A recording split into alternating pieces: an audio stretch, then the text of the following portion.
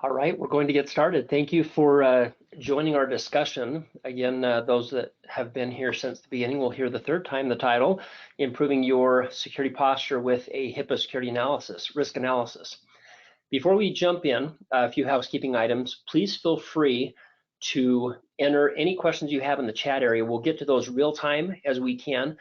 And we'll also allocate some time near the end of the presentation to address questions as well. So that's the first item. Second item is we're going to ask you a couple questions. So designate someone in the room there to be able to answer these questions. I think you'll find a lot of the responses interesting based on the demographic that we've got on the call today. My name is Bobby Sigmiller. I'm the Senior Vice President of Business Development for HIPAA One. We've also got a wonderful guest speaker as well, Vikas Khosla, who is the Chief Digital Health Security Officer for Enterprise Health. Thanks, Bobby. Great to be here today, and welcome to the Enterprise Health family. Thank you. And for those of you that have seen the latest announcement, we are now one big happy family. There has been a merge and an acquisition, and we are excited to be part of Enterprise Health, now offering a lot more to our user base. So thank you. Today's agenda, there's a lot of folks on the call. We looked at the registrant list, and they range from health systems, small clinics, practices, hospitals. We're going to be covering a lot of content, and we're going to cover some basic content that is relevant to all of you, but we're also going to go a little deeper for some of the other organizations on the call today. The goal is we'll do our best to ensure that we leave you with some valuable information. So that is our biggest priority, and you can help us by asking questions that are relevant to your organization. So the topics that we're going to discuss at a high level, some of the changes in the healthcare security landscape. There's some brand new recent safe harbor regulations that we'll introduce. What do they mean? How do they apply to us? Increases in, or there's a steady increase in breach-related incidences. Those are on the rise. Why are they still continuing to happen? What can we do to avoid those? So we'll talk about a little bit of that, preparing for an OCR audit. The biggest one is understanding HIPAA compliance and what your responsibilities are. Sometimes it feels like a moving target. There's state and federal requirements that you need to adhere to. This is part of what you signed up to do. And so our job is to make sure those requirements are in front of you. So we'll talk about a holistic risk management approach and adopting a risk management framework. And again, I want this to be the buzz for 2021, adopting a risk management framework. It's important that you follow some sort of process, and we'll be able to talk about what those processes are, what you can adopt. How do you do a security risk analysis? Internal, external, do we use software? So we'll discuss some of those things today. Before we do any of that, I've got our first poll question. So somebody jump up to the keyboard. And this question is simply, we want to know, did you complete a security risk analysis in 2020? And this had to be done, many of you know, before December 31st. That's kind of the looming deadline.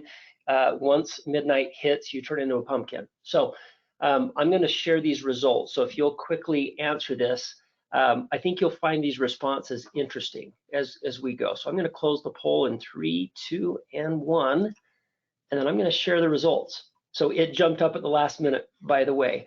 78% have completed their security risk analysis. So that's 22 to 25% of you, probably even a bigger number, those that didn't answer the poll question, that didn't complete that. So that's question number one. Here's a follow-up question number 2. OCR knocks on your door. If you were audited today, would you feel 100% confident that you would pass your audit? And this is going to tee up an interesting discussion as we go throughout this presentation. So if you were audited today, OCR, if anyone's on the call from OCR, and we're putting you on the spot here, how confident are you that you would pass? So let me share the results here. This is always fascinating every time we do these webinars. So 89% are not confident that they would pass an audit. Why is that? Why are we not confident? You did what you were supposed to do. supposedly, and you're going to be audited. Why don't you pass? So we've talked to a lot of our clients. We've got about 7,000 client sites that do this day in and day out. And what we hear is, well, we didn't follow a framework. There's that buzzword again, framework. We don't know what we don't know. We're not sure if we missed any state or federal requirements. That's a big one. We often meet folks that did it internally, which is not wrong. It's good that you did something, but we've seen a lot of OCR audits and fines and failure to pass that audit based on doing it internally. There's a lot of spreadsheets. It's hard to track and update those spreadsheets. So again, our goal, I mentioned this a little earlier, our goal is to take the burden of stress and the lack of confidence off your shoulders and put it onto our shoulders so you don't have to worry about any of this. We have a 100% pass rate. And the beautiful thing is we bring to the table this wonderful software automation. Enterprise Health brings a very, very seasoned veteran group of auditors that will help you get to that destination to adopt these frameworks that are sorely needed in the industry today. So I'm going to hide that result. We're going to jump into our next slide here. Changes in healthcare security landscape. This is a moving target. We've been doing this a long time. And when we used to present 10 years ago, the topics were so much different than they are today. We're starting to see a steady increase in breach-related incidents. So we want to talk about, what is going on. So Vikas, give us a landscape of the industry in today's world.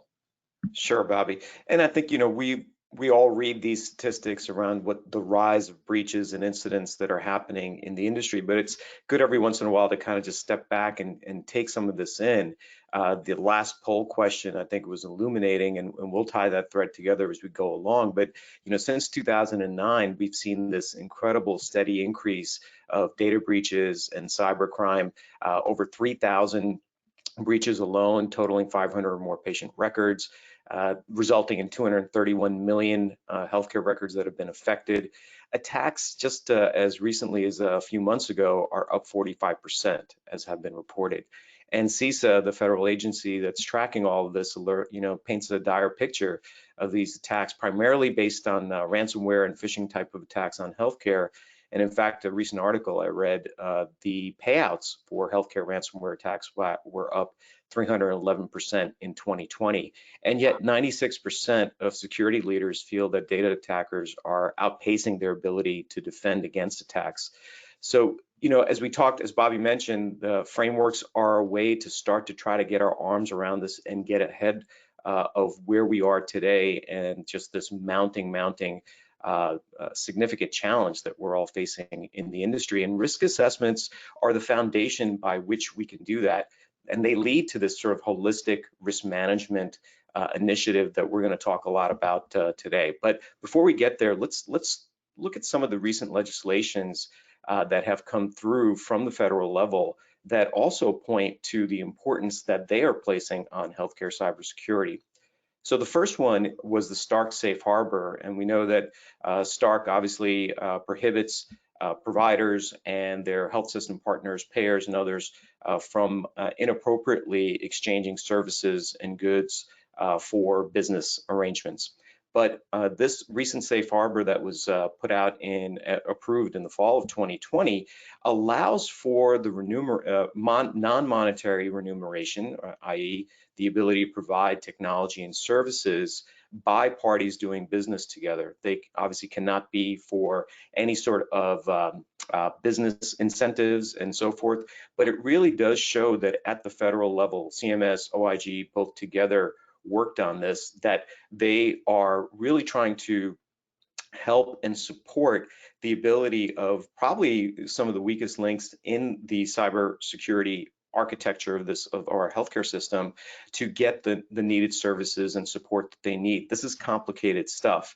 And oftentimes hospitals as well as payers can work together with their providers, with their partners to help strengthen the overall security posture. The second safe harbor that was just passed over the holidays is HR 7898. So this got a lot of press and a lot of buzz, and we've talked a lot about it on social media as well. But this one, I think, is going to be really seminal and really, really important, and sort of has a tailwind for the rest of the year. And what it basically does is allow OIG for those organizations that can demonstrate that they have implemented proper security practices, and that's a defined term within the legislation, that it's sort of a carrot and stick approach, where they can reduce the fines if there are any fines subsequent to an audit. They can even eliminate the need for an audit if an organization can really demonstrate that for the last 12 months they have been following proper security practices. And really, the way I read it is that they're talking a lot about frameworks and framework adoption within HR 7898. And so we are seeing a lot of discussion now, again, about the need for compliance and security and holistic risk management to demonstrate these proper practices, spurred on by the federal government. Next, let's take a look at OIG and OCR. We mentioned before, the poll question, right, illuminating only 11% of people felt confident they would pass an OCR audit. Last year, OCR put out some information related to audits and findings from those audits. And they identified basically 5 key areas where they saw that there was non-compliance or where there were issues that they investigated further. First and foremost was documentation. So do you have your policies and procedures up to date, and are they effective, meaning are they implemented, and are you really following through those policies? Probably the biggest thing that was identified was the quality of a risk analysis, of the security risk analysis, either it not being done properly or it not being comprehensive enough. And again, through no fault of anybody's, whether you're doing it internally through an external assessor, the right scope for your risk analysis is really important. And then the methodology you follow is equally as important. The other areas were ongoing monitoring. So are they keeping up to date with monitoring their program, monitoring risk, managing that risk, and really trying to improve their program? Business associates and not really, third party vendors, business associates, whether it's agreements or whether it's assessments that affect the risk posture of your organization, was another area that was pointed out. And then the team itself. So who is managing your security and privacy and compliance program? Do you have the right individuals in place, right roles defined? Is there proper governance established as well? So if we do these 5 things well, we have a good chance of passing that OCR audit. Perfect, thank you, Vikas. So understanding HIPAA compliance and your responsibilities, again, I talked a little earlier about this being a moving target.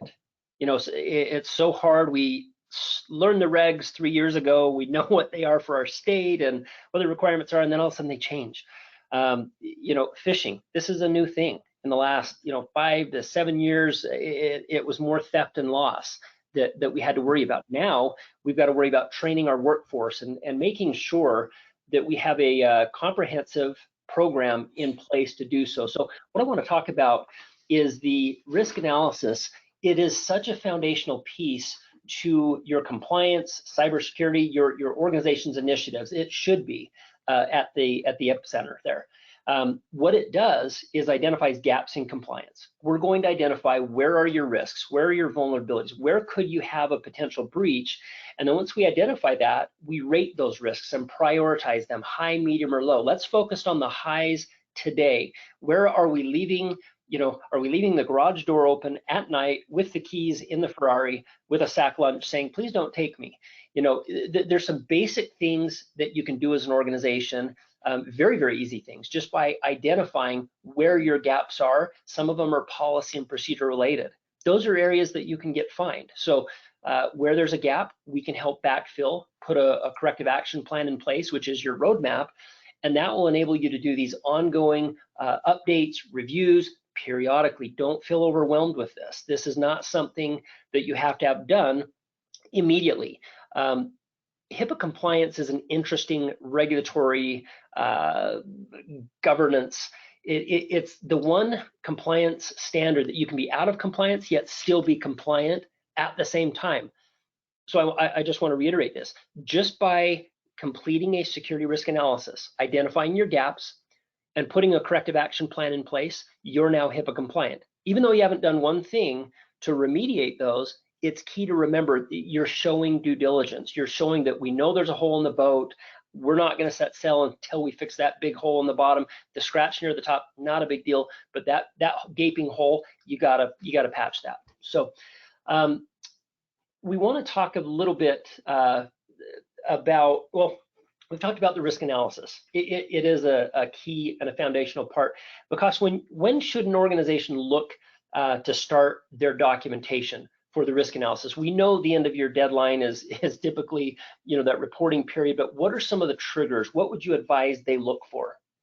Well, Bobby, it's interesting that we do typically think of a HIPAA risk analysis as an annual, once-a-year activity, but especially for larger organizations, there is a need to continually be assessing the environment because it is dynamic and it changes frequently. So whether it's due to system implementations, whether it's due to environmental situations. I mean, we obviously have just gone through COVID and the pandemic, and remote workforce, has been deployed throughout this country, throughout the world, really. And so whenever you have these major changes, there is a need, and in fact, in the HIPAA regs, it talks to this, that there is a need to do another risk analysis. So it is not a once a year, at the end of the year type of an activity, but there are many different things that could trigger these things to happen. Certainly breaches and any sort of data attack would be obvious things as well, but also think about those things that are changes in operational normalcy, as we say here. So continue to be vigilant, continue to assess.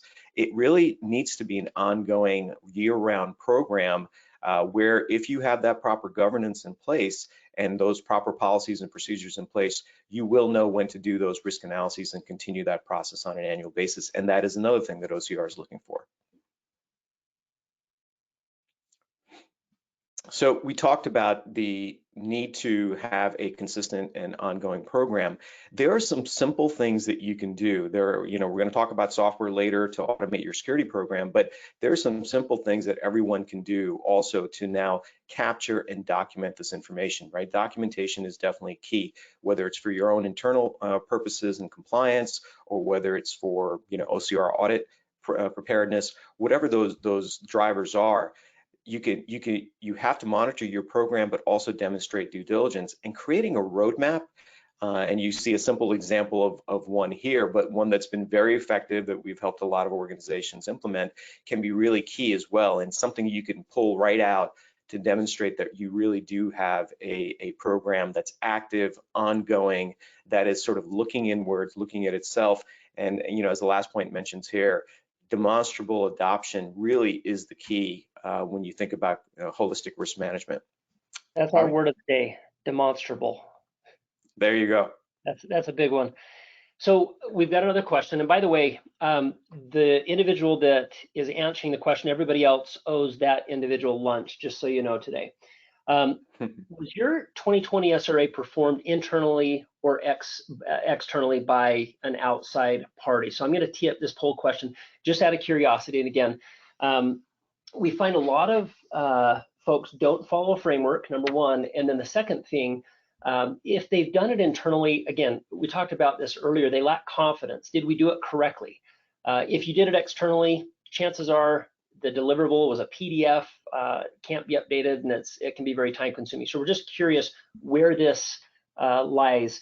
And while we're closing this poll here, we are going to provide a copy of these slides for attendance. And you can submit those if your continuing education body will accept those. We can provide a certificate for that, by the way. So I'm going to close and share the results here. So it looks like about 61% of you did your assessment internally. And I think this is where some of the discomfort is coming from, on your end, where you're saying, we're not confident we'd pass. Well, here's why. You may not have followed a framework. You may have used some of the different tools that are out there. External assessor, that's good. I think there's a little more confidence if you used an external third party. And then the 15% we have not performed an SRA, you will be staying after class and we will speak to you later. So let's talk about the evolving risks, or evolving toward a risk management framework. You know, why is this important? We talk about compliance and security. Do we need a framework? You know, what framework should I adopt? So Vikas, if you wouldn't mind, give us the difference between and the importance of compliance and security. Yeah, true. Yeah, and this really goes to where, as we talked about the previous sections, we're really moving towards this nexus, if you will, of bringing compliance and security together. There's some other elements that I'll talk about on the next slide, but it is important, even for people who have been doing this work for a long time. It often gets confusing. What's the difference between compliance and security? And what I like to say is a simple way of thinking about it is compliance is the what, and security is the how. So as we look at some of these examples, did you perform a HIPAA security and privacy risk analysis? So you would be compliant in answering yes, but the security assessor may want to dig deeper and want to find out, how did you do that security and privacy risk analysis? Was it a quality-based one? Again, what OCR is looking for. Frameworks are a followed framework is a way to prove that quality within your risk analysis. Have you implemented technical security controls? We want to know that you have. If you didn't, that's a red flag right up front from a compliance and a security perspective. But even if you have, we want to understand, how are you managing those controls?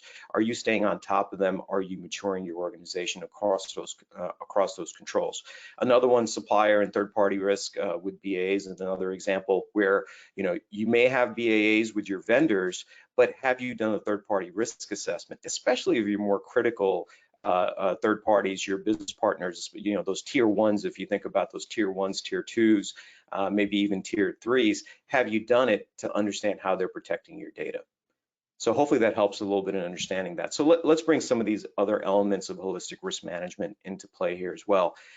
So security, we talked about, compliance, if adding privacy, and then again, that third party supply chain risk. When we bring all these things together under a framework, that's really when we're hitting on that integrated and holistic risk management approach. And this really is sort of the gold standard that the industry is moving towards. We talked earlier about the safe harbors, sort of alluding to this, to start to nudge the industry to move towards adopting frameworks. I really do think that 2021 will be a big year for framework adoption across the industry. Another thing that I want to clarify as we talk about compliance and security, the differences there are the differences between standards and frameworks. So if you do want to adopt a framework, you may go out there and start to look at a lot of different acronyms. Doing your Google searches, you may see a lot of things out there. So it's important to understand that frameworks are used as a guide to navigate underlying standards. So they are related, but they are separate things. Standards are HIPAA is a standard. There's NIST-based standards, FSMA, CMSR if you're dealing with Medicare and Medicaid, PCI for the credit card industry, which is different than a framework. So for example, NIST, which is the federal government required mandated framework for cybersecurity at the federal level, which has now been widely adopted. That is a framework that maps controls to the standards. Similarly, HITRUST, which is becoming the gold standard for certification, being certified against a risk management framework, a large undertaking, both NIST and HITRUST adoption, but these are frameworks that map to standards and have controls, prescriptive controls, as to how do you achieve compliance and how do you achieve security against these standards. SOC 2 primarily by AICPA, as well as ISO has been out there obviously for a very, very long time. These are examples of frameworks. So we'll delve just a little bit deeper into the two frameworks that really are probably the most popular in the healthcare industry. One is NIST and the other is HITRUST. HITRUST is a very comprehensive, we like to call people who are adopting HITRUST, or NIST for that matter, but certainly HITRUST, as being on as undertaking a major emotional significant journey. The HITRUST framework has 19 domain categories, over 1,900 controls. It has a maturity model. You can get certified against it. But notice that one of the key requirements is to do a HIPAA risk analysis. So that is, again, foundational. Similarly, NIST has its own version of domains called control catalogs. that have controls, over 900 of them. The latest one includes privacy as well. Now, organizations can adopt NIST, but they can't be certified for NIST, but they can adopt it, but they have to maintain their own maturity models and how they're moving and tracking along those lines. And again, here, the HIPAA security rule, when it came out, mapped itself and its commentary directly to the NIST CSF. So there is that total sort of mapping. We do have more details in the references section when you get this deck, if you want to really dig deeper and understand that mapping and those controls. Thank you, Vikas. So what are the approaches to performing your HIPAA security risk analysis? And I'm going to put Eric on the spot. He typed into the chat, I use Health IT SRA tool, and that's good. At least you're using something. A lot of the approaches we see are this internal process. Sometimes if they're a little more sophisticated, there's spreadsheets. The SRAT tool, I just want to share, I'm very familiar with that tool, and early on met with the individual responsible for building that tool to provide. And one of the challenges I had with it is early on, it was good in terms of at least it had the questions in there, but it was one big long question set. It wasn't broken up into roles. So there's some complexity in doing that. It didn't calculate your risk. You're assigned to calculate the risk. And I don't know a lot of individuals, unless they're a certified auditor, CISSP, something in the neighborhood of compliance, how you would identify likelihood times impact equals risk. Our software does that for you. And then some of the reporting tools. So I used to refer people to that tool if they said, hey, I want free. I would say it is free. It's free like a puppy. There's dog food, there's shots. It's going to chew up your, your slippers, and there is a cost associated with that. And the other thing that I have a little bit of a beef with is the intro on the front page that says this is for informational purposes only and will not help you pass an audit. And I'm like, well, isn't that why you designed the tool? Isn't that why we have it? So buyer beware. It is it's better than nothing to utilize that framework. It's going to be a little time intrusive, and it's going to push you a little bit. But those that get through that process, I applaud you. I've spoken with thousands, and I'm not kidding, thousands over the years that we've done this that have used that tool and passed an audit. But I'm afraid with today's complexity, today's environment changing, there's a different framework. And I find that we update our software quicker than they update their tool. So it's important to look at that. The external assessor is an interesting one. A lot of our smaller practices don't have the ability to pay the big bucks and have a larger firm come in and do this assessment for them. So again, that's where software is absolutely key and critical to this process. So Vikas, if you wouldn't mind, let's talk about some of the approaches to doing the SRA. Yeah, absolutely. And we've talked about the importance of frameworks and following a framework from a compliance perspective, but also as a way to operationalize your security program. Having the support of security, privacy, and compliance experts, that's what SPC means, is important as well. Having the ability to tap into it as you need it, when you need it, to support you as you go through this process. Folks that have done hundreds, if not thousands, of risk analyses and all their learnings. But ultimately, the problem that we really saw at Enterprise Health and kind of our thesis is, how do we make security risk management scalable? And that's where automation comes in, and that's really where software comes in. So both the HIPAA One solution, as well as we're going to look at Enterprise Health's risk management platform, both of them come from the same place of taking all that great knowledge and expertise and then doing what great software does, is allow you to scale your efforts. As we talked about, the rise in attacks and threats are really driving this need for a scalable way to do threat management and risk management. So these two things together, both the knowledge and the expertise, the following of the framework, and then automating all of that through software, we believe is the way that the industry itself can move forward in trying to get their arms around this and having the same types of really great tools that a lot of the attackers have out there as well. Thank you, Vikas. Before we jump into our next slide, Eric, I was razzing a little bit. Send info@HIPAA1.com, your information, shirt size. You got a HIPAA One shirt coming your direction for responding. I want to talk about the different approaches that you use to doing a security risk analysis. Before they do it, a shout out to Tina. She's my favorite attendee so far, and I'll read her quote why. But Tina, you get to take the rest of the day off and give yourself a raise. If your boss asks, just say Bobby said it was okay.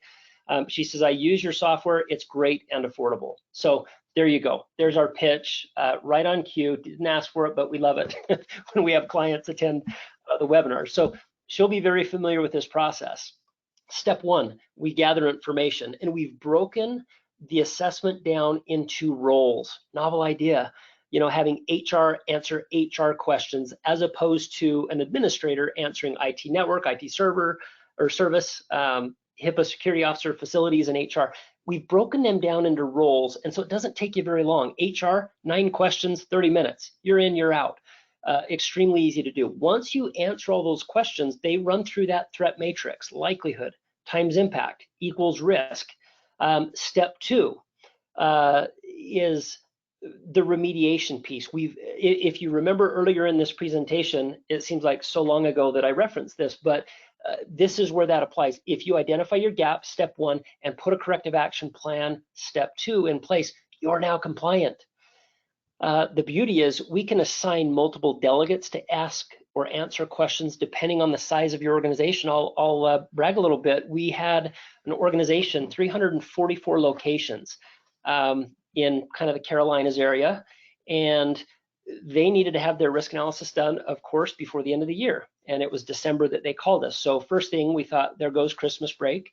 But second, we said, okay, let's get after this. We were able to add all the hospitals, hundreds of clinics. They had 340 hospitals and clinics, several tax ID numbers. We were able to take a very complex organization and finish that within a few weeks so that they could qualify for all their meaningful use, MIPS money, and check the box that they are now HIPAA compliant.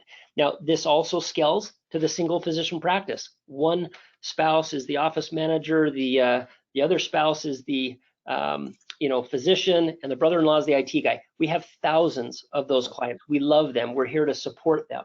So step 1, step 2, and step 3, you get your final report, and then the ongoing updates.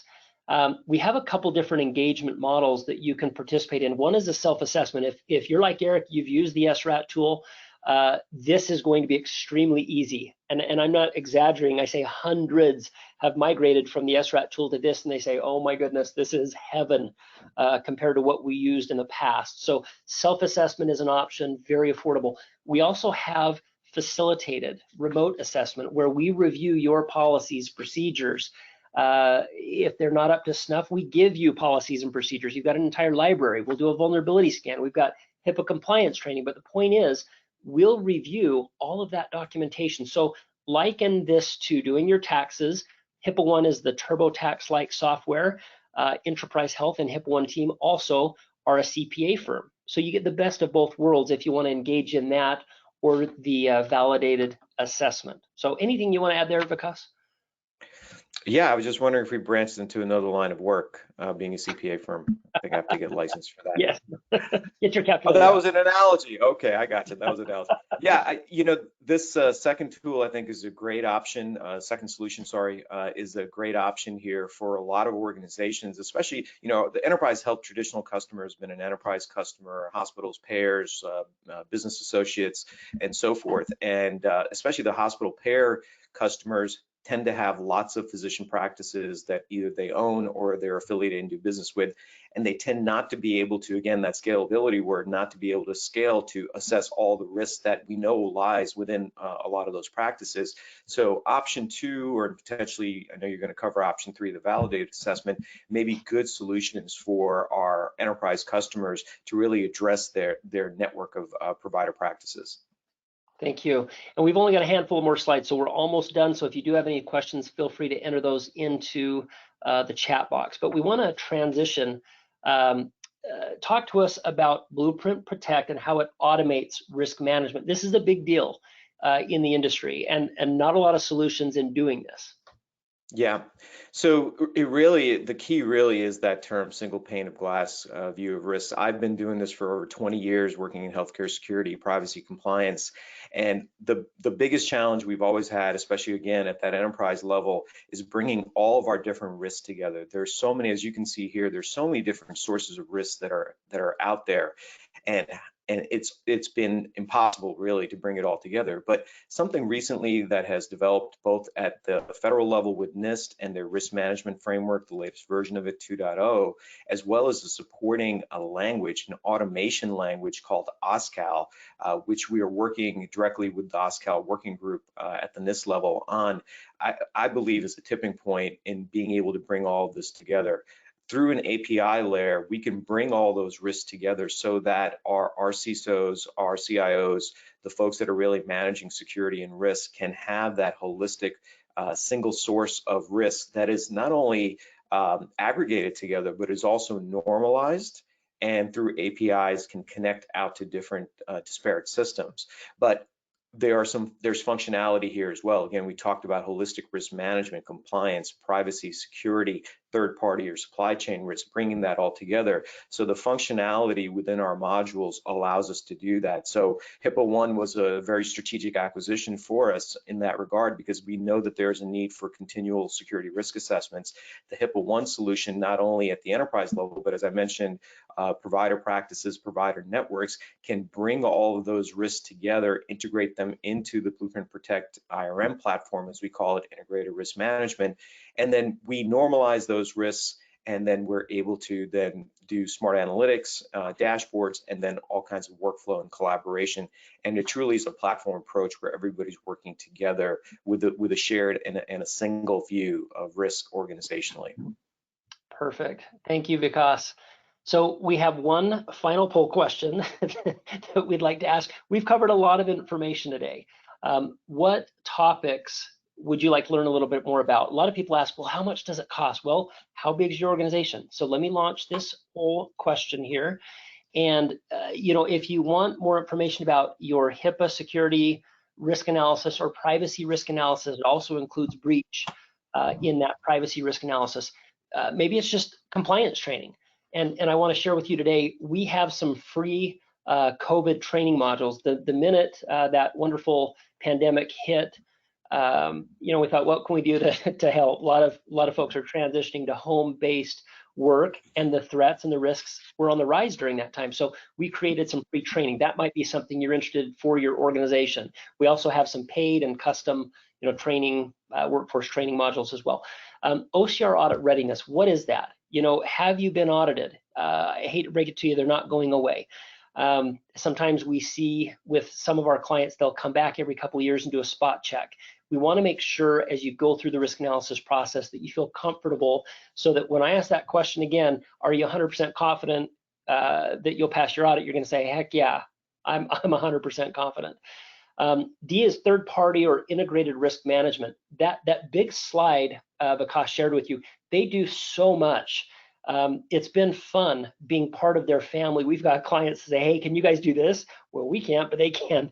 And we've been able to bring on board, the two organizations provide so much more in the way of software and services. And then a big one, if you're a business associate or a large hospital or a payer, health plan, sometimes there's an interest in HITRUST. We have a lot of our clients that say, we don't know a lot about it. We keep hearing about this HITRUST thing.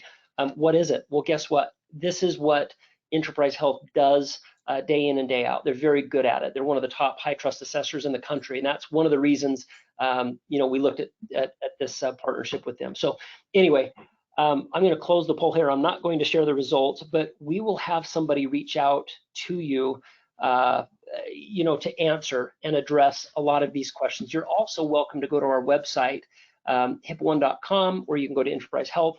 But HIPAA1.com, there's a form on there you can fill out, and we will be providing the content of the slide to you shortly, so expect that from our marketing department, in addition to a follow-up for those of you that said that you're interested. So let's see.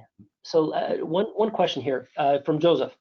So after 4 years with a healthcare provider, we've never received, to my knowledge, an OCR audit? What triggers such audits? Great question. Oh my goodness, we could do a whole webinar. Matter of fact, we have done a whole webinar on what can trigger an audit. A patient complaint. Say, we see long-term care, assisted living facilities, clinics, hospitals. Sometimes we have disgruntled family members. If there is ever a complaint, that will trigger an audit. That's one way. Another is a whistleblower. Could be an individual in the organization that says, you know what? And matter of fact, I had this twice. I went into one visit with my wife, and there was the screen up. All the patients had their information in there, and I was looking at it, and she said, "Don't you dare! I love this doctor." I said, "But they're not allowed to do that. That's not allowed." And she said, "Don't touch it." So, I left it alone, just so you know. And then I did have a shoulder surgery from some really unintelligent skiing, injuries and acrobatics. But as I was in there, I heard the doctor come in, share the password, or actually ask the MA, "Hey, what's the password to log in?" And I heard it, and I'm like, oh, please don't forget it. I'm just going under right now. Please don't forget it. But those are the type of things where a internal whistleblower could say, you know what, there's an issue. We're not doing what we should, and that's a reason. Another is email. Email phishing is one of the biggest challenges that we saw in 2020 on the rise, even with COVID, and it was so frustrating. I'd love to reach through the computer monitor and strangle these bad actors in a very loving way and encourage them not to do that anymore. But it's causing so much frustration. You click on that link, they download malware. So Vikas, are there any other areas that you see that would cause an OCR audit? Well, Bobby, I always like to say about the randomness aspect, because there are random audits that they will do as well, that, past performance is not an indicator of future results. So that you haven't been audited doesn't mean you won't be audited. There is that, there's trigger-based assessments, but there also are random assessments and audits that are performed as well. So, like you said, OCR is not going anywhere, and being prepared for them when they show up is the best prescription, if you will, to use a healthcare term, to be ready and to successfully pass that audit. Well, and I would add, our goal today is we're not trying to be the boogeyman, and scare you that these are coming. But Robert Mueller, you probably remember that guy. We have him in several of our slides that said regarding a breach-related incident, it's not a matter of if, but when. And that is true. It's going to happen. These random audits that Vikas was talking about, sometimes the OCR does their random audits. They have enough complaints now to keep them busy for the next 10 years, but Figliozzi was an auditing firm that was hired to do some of these desk audits. And so we responded to hundreds of those audits. We got really good at it. The first one we did back in 2012 scared the pants off us. 8-9 years ago, with a large, several hundred locations, they had a breach-related incident through their patient portal. And boy, that one kept us up at night. We got the pass letter, and it was like, yoo-hoo, we passed. So our goal is to help you, not to scare you. As Vikas shared, we want to help you put a framework in place so that when that audit happens, and it is going to happen, and if it doesn't, it's about protecting the patient's records and this information, and just being vigilant and putting a program in place. I think you'll see an increase in employee morale by doing that. They know what standards they have to adhere to with compliance training. It's important that they see that there's certain code of conduct that we have to follow. I was going to say Donny Osmond, but let's say Brad Pitt, because nobody knows Donny Osmond unless you're from Utah.